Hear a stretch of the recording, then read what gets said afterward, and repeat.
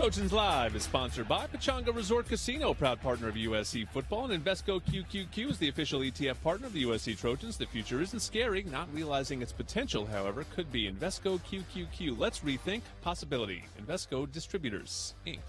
Jordan Moore, Sean Cody, Cody Kessler, and Keely Orr joins us for the first time in the new season for our football roundtable. And Keely, great to have you as always. Thank you for all your help in building this beautiful new set that we have, and all the work you do behind the scenes. So Daniel and Alex shouting them out too as well. Yes, so we'll get that at the end. Okay, we'll sorry. Get to those guys as well. We've got a new stream team here. We've got a lot going on, a lot of exciting things, and it includes a new football team. I think there's 66 new players on this team.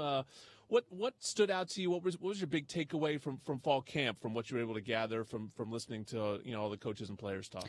I think one thing is that we were all watching the Holiday Bowl wondering, is this a one-off? And of course we won't know that full answer until Sunday, but I do think that team chemistry, that togetherness has carried over. I think that's something that they knew was lacking last season to a certain degree, and they felt a difference in the Holiday Bowl. And so we've heard from coaches and players, they really took time to get to know each other, not only obviously on the field, but off the field as well as, I'm a DB. I don't know what the running backs are doing, really trying to make sure that both offense and defense knows each other to a certain degree, because, it's not if the hard times are coming, it's when the hard times are coming, and how are we going to respond as a team. So I think that's something that they saw it pay off in that short, microcosm of the Holiday Bowl, and they want to replicate that for a whole season. So whether or not that will happen, we'll see, but that's definitely something they had in mind.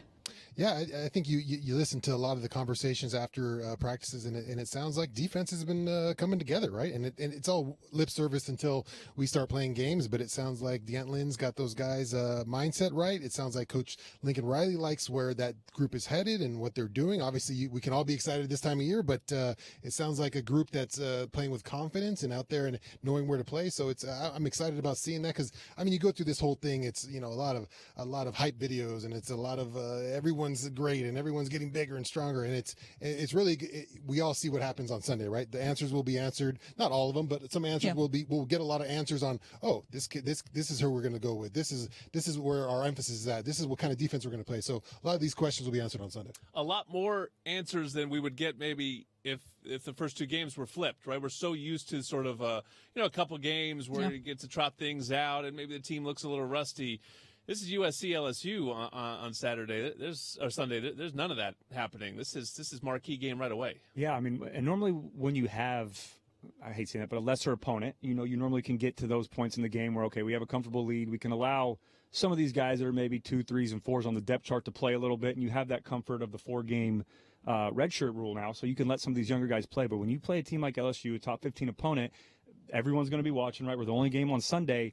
You have to put those guys out there that you think are going to perform. Now, if we get a lead, and I would love to see that, obviously we all would, and let some of those younger guys play, sure, that can happen. But overall, it's going to be, hey, these guys performed in camp. Are they going to be able to come out and do the same thing on Sunday? And if they're not, we may have to make a change, and that's going to happen. It's not to say we're going to stick with these guys and that's it. We may see some change and some roster moves and some guys that are competing for a spot split some time here. But overall, it's going to be put up or shut up against LSU that first game of the year, and it's a huge stage, or it's a huge platform, and that's what you want when you come to USC. It almost seems like you have to cram a whole, like you think of the NFL as preseason games, right? 4 preseason games. That's like your first quarter, your first half. It's like, all right, we got a lot of moving pieces. We got to come in with a ton of stuff. What's going to work? What's going to not? You got to cram it all in that first half. I'm curious, as players, we always like to say you're ready game one, but humans are humans. If you're getting prepared for this game, are you a little bit more locked in for game one rather than maybe a lesser opponent? I would say you're locked in more. But it's still game one, and it's still that uncomfortable, like nervous feeling about, oh, here we go. It's a new group. You don't know who leadership is developed throughout the season. And yeah, you name a captain and who's going to be, but until those bullets are flying and guys are flying around, and then who are we looking at? Then you find out who the captains are, who's stepping up, who's going to be that guy, because those are the moments that earn you that right to be the captain. And I love that Sean said that, and I almost not interrupted Lincoln, but kind of talked about that point earlier when he was saying you prepare all this time for an opponent, but you really don't know what's going to happen on Sunday, right? That's when you learn the most about your team, is when that first punch in the mouth happens and you go, okay, now we woke up, now we know what's happening. But kind of talk about what Sean was saying too, is you can be a vocal leader, right? You can lead by example in practice, but the guys that you want to follow or that are worthy of following are the guys that perform on game day, right? And you can't really replicate game day situations in practice exactly. So, I mean, that's going to be huge to watch for is, okay, these are going to be the captains, these are going to be the leaders, but there's going to be some unsung heroes that maybe weren't talked a lot about in camp that are going to show up on game days and kind of take that leadership role. This would be a completely different preview a year ago. We'd be talking about Caleb Williams 100%. versus Jaden Daniels. Although, really, we'd be talking about Caleb. Jaden did most of his work in his final season at LSU. Which guy do you think is harder to replace? Both these coaches, Cody, we were just talking about it off air about how these teams mirror each other a little bit. It's the first and second pick of the draft. Which one do you think is harder to replace? Going me first? Sure. Yes. I'm going to say Caleb Williams. I think we talked about on the podcast, like Riley talks about it's still a work in progress. And when I hear that, I think of the offensive line. That's something that you can't replace quickly. Yes, they try to do it through the portal, but something that's helped that offensive line, maybe talent gap in the previous regime's lack of recruiting, if I say that, is a mobile quarterback. Caleb's Houdini-like experience. So that's what I'm going to say. I'm going to say Caleb in that regard. Yeah, go ahead, Sean. I just thought the amount of attention Caleb Williams got, Jaden Daniels, obviously Heisman winner, and he had a heck of a season, but the spotlight was on Caleb Williams for the last 2 years. He's on Hard Knocks now. So just that level of scrutiny, I think was higher for Caleb Williams. I think production-wise, and obviously Caleb was one of the best in the country, but from last year, strictly, Jaden Daniels. He was their entire offense. I guess three guys, him, Malik Neighbors, and Brian Thomas Jr. were literally 90% of their offense. Jaden Daniels threw for over 4,000. He ran for over 1,100.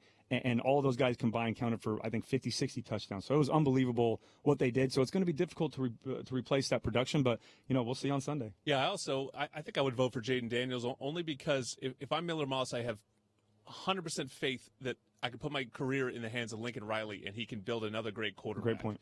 And Brian Kelly has had some good quarterbacks, but isn't quite the QB guru that Lincoln has proven to be. So I think Lincoln has proven that he can move on from a Heisman winner, number 1 overall pick, and still have another great player in store. We've got one more segment to come.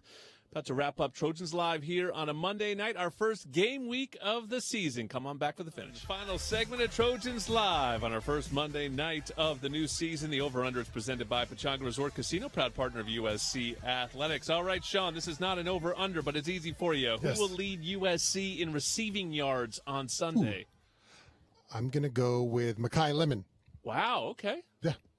I see him in that Taj Washington kind of role. Clearly, you haven't listened to the podcast. Love it. Not We yet. are Not yet. I'm pro saving it. Mackay. Yeah. Oh, So that's our Yeah. sleeper I pick. wasn't anti-Mackay. I was just surprised by the answer. Yeah, and if You same have thing. 20 seconds. I'm going Deuce Robinson. I think he's going to be wide receiver 1 this year. The size, the taking that next step, the confidence is going to continue to grow. I'm going Deuce Robinson. To be different, I'll say Zachariah Branch. All right. Jordan? Jordan Brand. I'll take Jacoby Lane. Nice. Good job. Sophomore crew. Daniel Liu, Alex Gomez, thank you so much to our MVP. new stream team, Rick Woo-woo. Cutler, as always. Follow our show on YouTube. We'll be here all season long on ESPN LA 710. Thanks, everyone. Fight on.